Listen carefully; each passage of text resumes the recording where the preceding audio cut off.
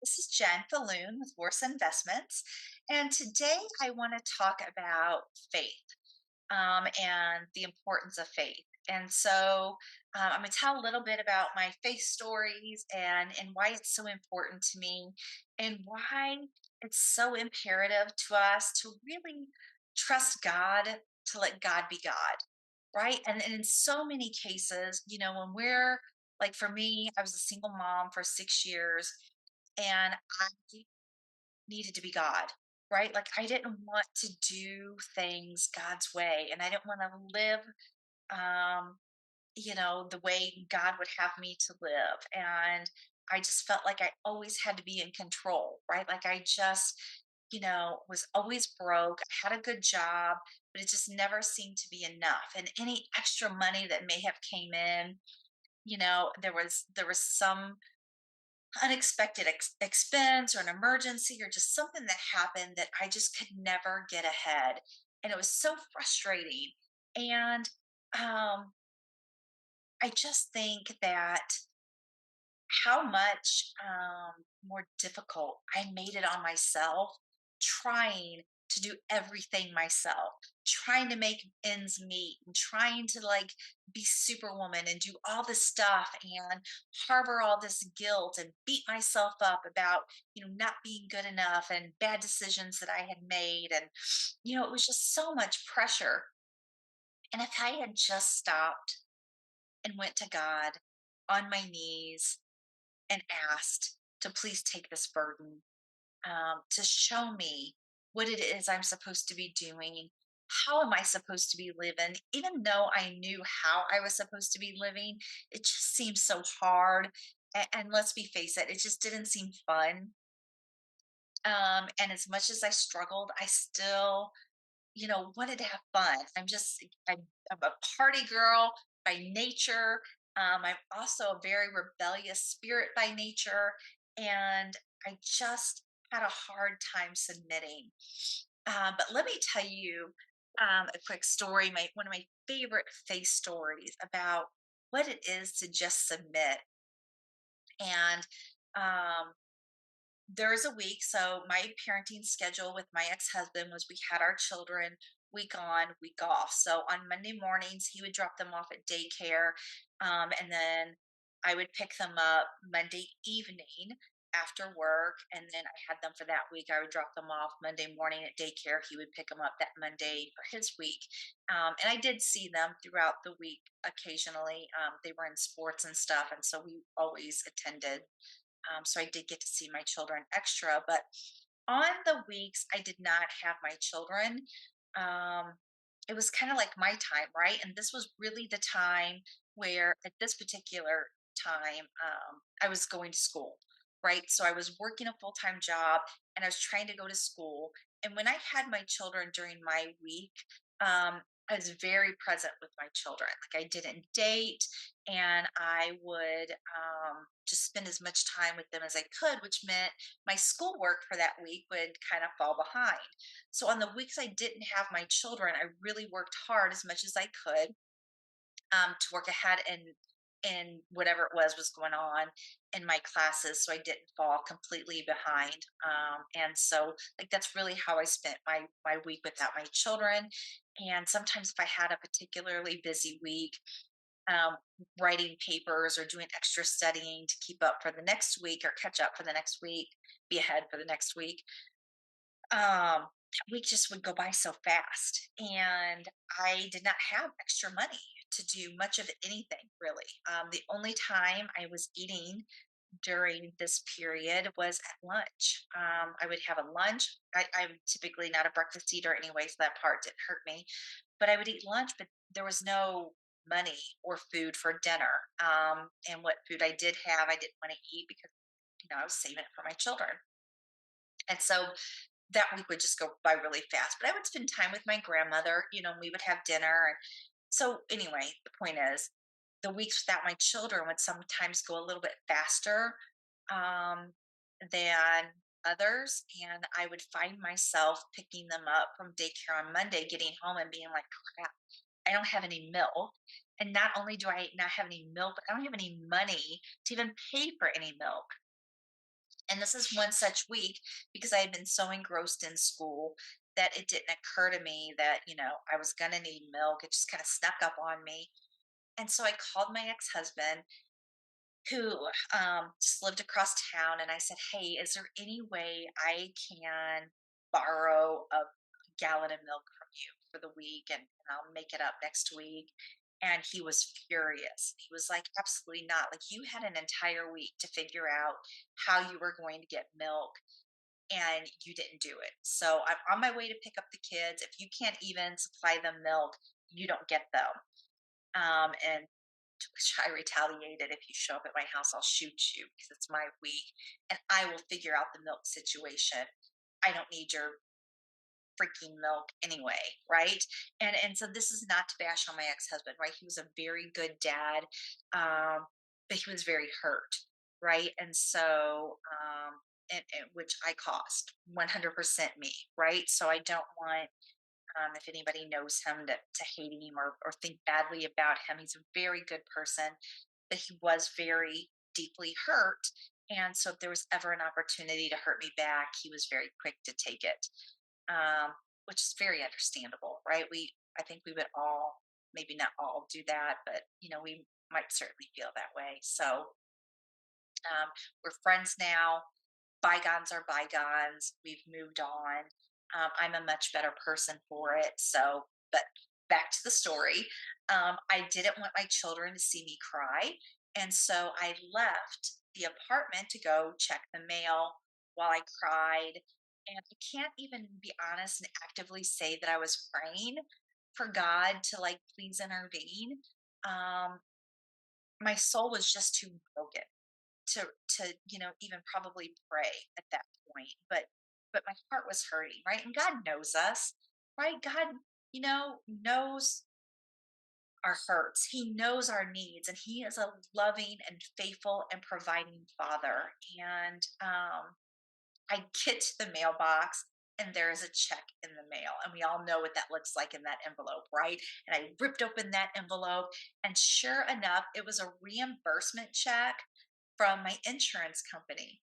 And it was like, "You overpaid on your policy." And I was like, "No, I didn't, because you're lucky you got paid at all. And if I did pay my bills, they certainly weren't overpaid. But yet, here is this check in the mail at the exact moment when I am desperate to find milk money." And I tell you what, I could not get to my house fast enough.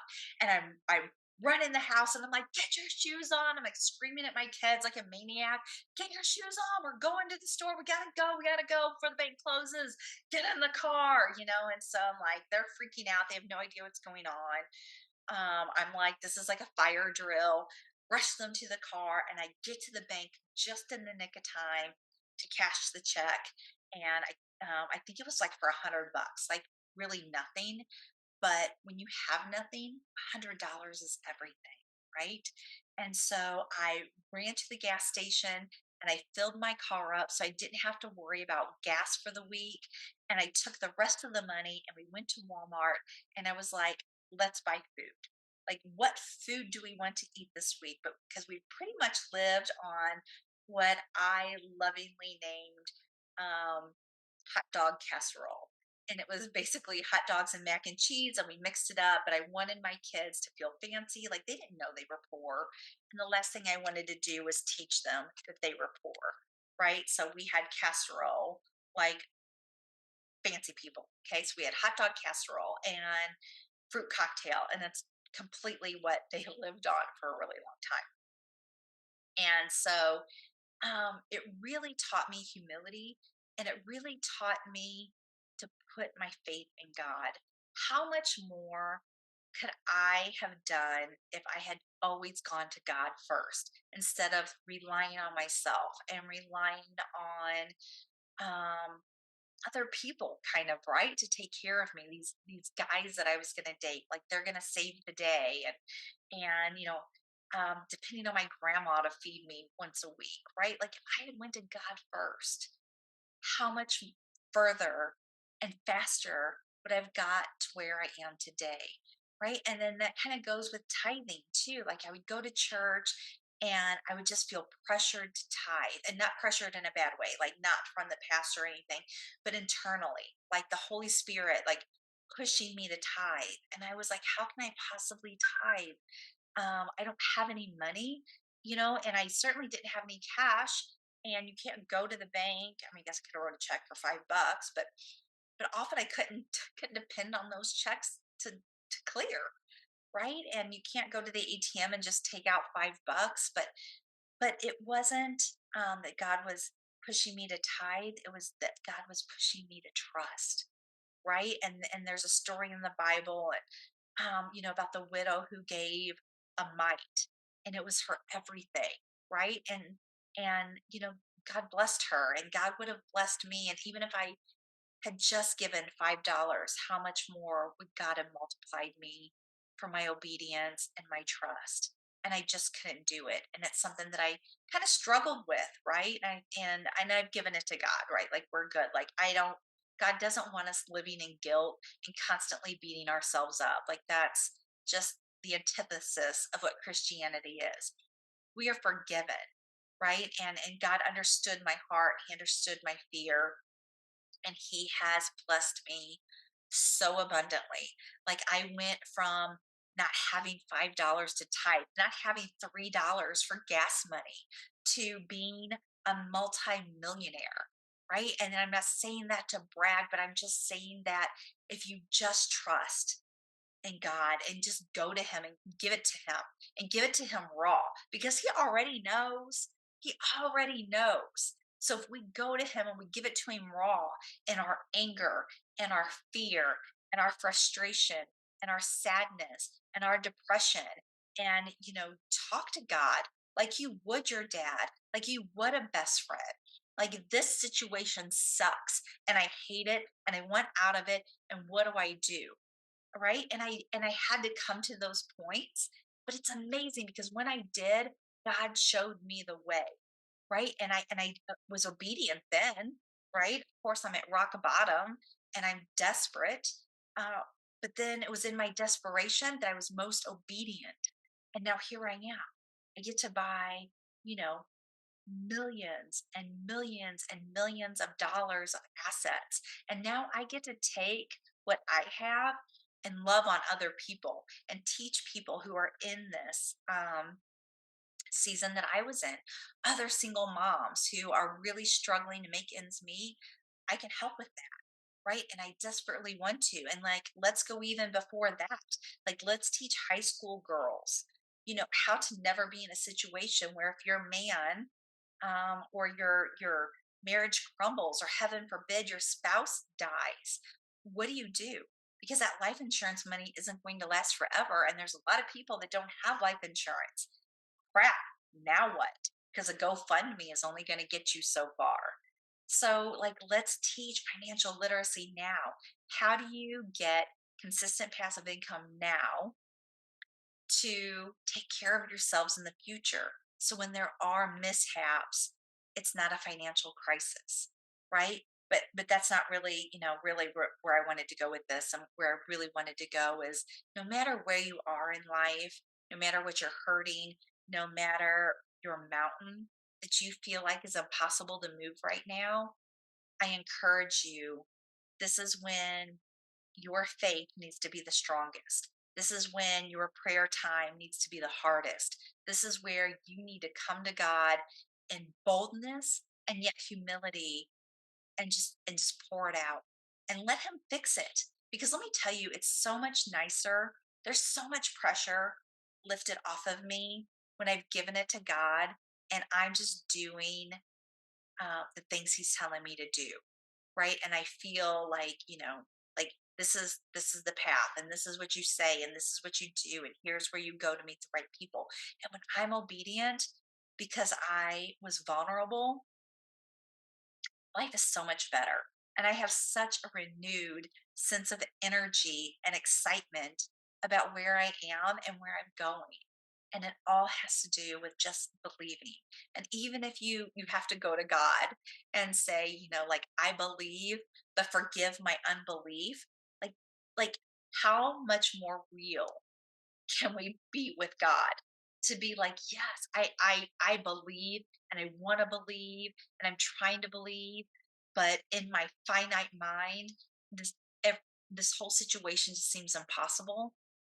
And God is the God of impossibilities. Let me tell you, let him just handle it. Give it to him. Tell him, I on a daily basis, I say, God, you are in control. Help me to submit because I am rebellious. Help me to obey again because I am rebellious and I want to be the control freak. But if I give it to God, oh my gosh, the pressure is gone. Like that sense of just dread and fear and anxiety, it's all just gone. And I can do what I'm meant to do, right? And I know what my purpose is and I know what my lane is, and I can just stay in my lane and be obedient and let God handle the rest. Let it be his job. Give it to him willingly because it feels amazing. So I hope this was helpful. And if I can pray for you, please put that in the comments. And how I can pray very specifically. And I'm so happy to do that. I have a book of prayer list for all my friends and family and strangers that I do not even know. But, sometimes we have to have people pray for us because it's hard sometimes to be praying for ourselves. Right. And so if you don't feel like you can pray for yourself or you're just stuck, I'm here for you. Let me pray for you. Put it in the comments, and I hope this was helpful. Thank you so much for listening. Thank you for tuning in to today's video. Remember, financial freedom is within reach with the right strategies. If you're eager to explore how self-directed IRAs can accelerate your journey to wealth, don't hesitate to book a call with us. Let's empower your financial future together. Until next time, stay inspired and keep aiming for greatness.